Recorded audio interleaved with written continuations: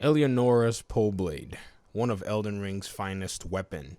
I think in this category there are very few weapons that stand out. Yes, maybe you have the Gargoyle's twin blade and some other really cool ones that you can fortify to be able to get yourself more damage, but this particular weapon stands on its own. It's an arcane weapon that you can get from completing a quest line that is quite accessible, not necessarily somewhere where you have to really work towards the game's progression. I think with a little bit of work, maybe a little bit of some research, you can get yourself this particular weapon. You do, however, have to be very careful. The invaded enemy NPC Bloody Finger thing is capable of one-tapping you with some really interesting moves, and because of a lot of the blood buildup, this weapon can pretty much stun you and you can definitely be taken out. But one really interesting thing about this weapon that I really do like is the anticipation frames.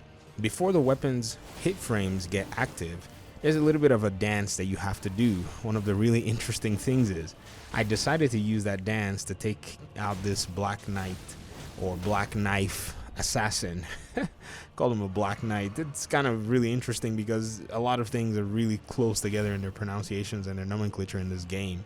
And it's very cool to see that the way this Black Knife assassin moves around and dances in a sense, or kind of tries to sway around and dodge your attacks, you also have some interesting dance steps that you have to take. And once your weapon's hitting frames are active, it's chaos from then on. You can pretty much trade with an enemy NPC, but because of the amount of damage you're doing, depending on how much poise they have, you're able to pretty much stun lock them or break their poise, and that is a very critical aspect of the game. In fact, once you're able to do that, because of the blood buildup, because of the amount of damage you're doing, the weapon really does emphasize how much you have to get in there and actually fight.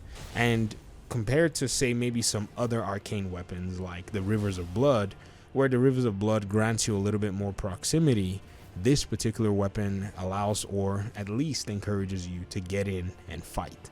So I recommend this weapon for a lot of one-to-one encounters, and this is more like the PvE side. For PvP, somebody can pretty much dodge all your attacks, and please understand that there are a lot of extra animations that you have to still pull off if you miss, and this could really cost you. But nonetheless, it's an enjoyable weapon, so one that I really do recommend, and I ask that if you're playing the game, make sure you keep an eye on how you can attain one.